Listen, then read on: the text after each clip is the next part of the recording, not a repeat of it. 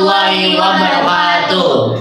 Perkenalkan, nama saya Habibatus Solihah. Perkenalkan, nama saya Mazal Nagifin. Perkenalkan, nama saya Desti Fitriani. Kami dari kelompok 5 akan mempresentasikan pengaruh kemajuan iptek terhadap Negara Kesatuan Republik Indonesia.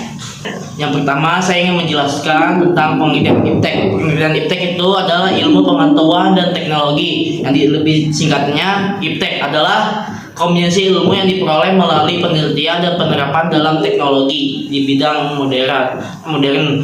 Yang kedua, ilmu pengetahuan atau lebih disebut IP, pengetahuan yang diperoleh dari penelitian sistemasi. Yang ketiga, teknologi atau lebih disebut tech, penerapan ilmu untuk menciptakan alat atau sistem yang memudahkan kehidupan manusia. Selanjutnya itu adalah dampak positif iptek terhadap NKRI. Yang pertama adalah peningkatan ekonomi. E-commerce, contohnya itu e-commerce dan fintech mendukung pertumbuhan ekonomi. Yang kedua, kemajuan di bidang pendidikan. Yang ketiga, perkembangan komunikasi. Yang keempat, kemajuan kesehatan teknologi. Dan yang kelima, kemudahan akses informasi. Dampak positif iptek terhadap NKRI itu adalah memudahkan akses informasi dan komunikasi di era modern yang ada di pelosok maupun di luar kota, dan juga memperkembangkan komunikasi antar manusia, antar orang, teman, dan kerabat. Yang kelima juga memudahkan akses informasi teknologi menggunakan penyebaran informasi seperti berita, telekomunikasi dan yang lain-lain di berbasis modern.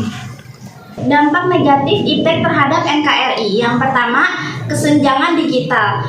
Tidak semua daerah memiliki akses teknologi yang merata. Yang kedua, penyebaran hoaks. Informasi palsu dapat menyebabkan kepanikan dan konflik sosial.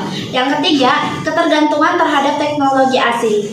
Kurangnya inovasi lokal menyebabkan ketergantungan pada produk luar negeri. Yang keempat, pergeseran budaya. Nilai teknologi mulai tergeser oleh budaya asing akibat globalisasi.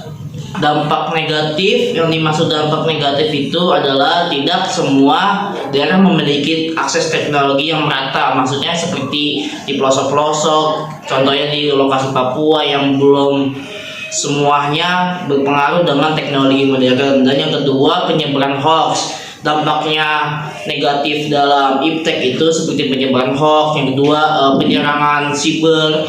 Dan yang ketiga, yang dimaksud ketergantungan terhadap teknologi asing itu maksudnya kurangnya inovasi lokal, seperti kita lebih memakai alat yang ada di luar negeri.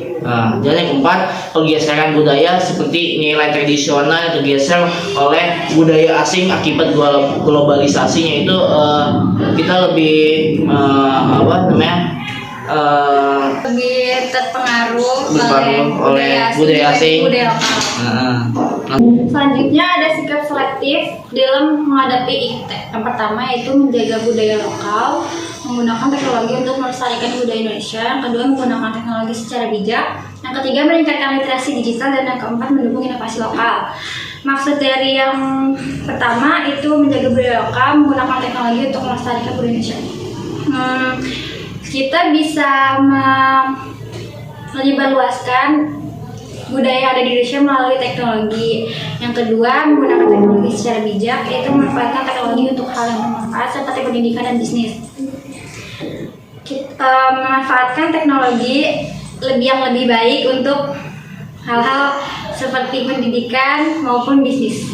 Yang ketiga, maksud dari masyarakat harus memahami cara memilah informasi yang benar, itu supaya kita tidak tidak terpengaruh oleh adanya hoax. Yang terakhir yaitu memprioritaskan penggunaan teknologi dalam negeri, yaitu lebih memprioritaskan teknologi yang ada dalam negeri dibanding luar negeri. Dan selanjutnya ada kesimpulan. Kesimpulannya adalah iptek memiliki pengaruh besar terhadap NKRI, baik positif maupun negatif. Manfaat iptek meliputi kemajuan ekonomi, pendidikan, kesehatan, dan komunikasi. Yang dampak negatifnya adalah meliputi kesenjangan digital, penyebab hoaks, dan pergeseran budaya. Diperlukan sikap selektif dalam menghadapi kemajuan iptek agar dampaknya tetap positif. Sekian dari kami.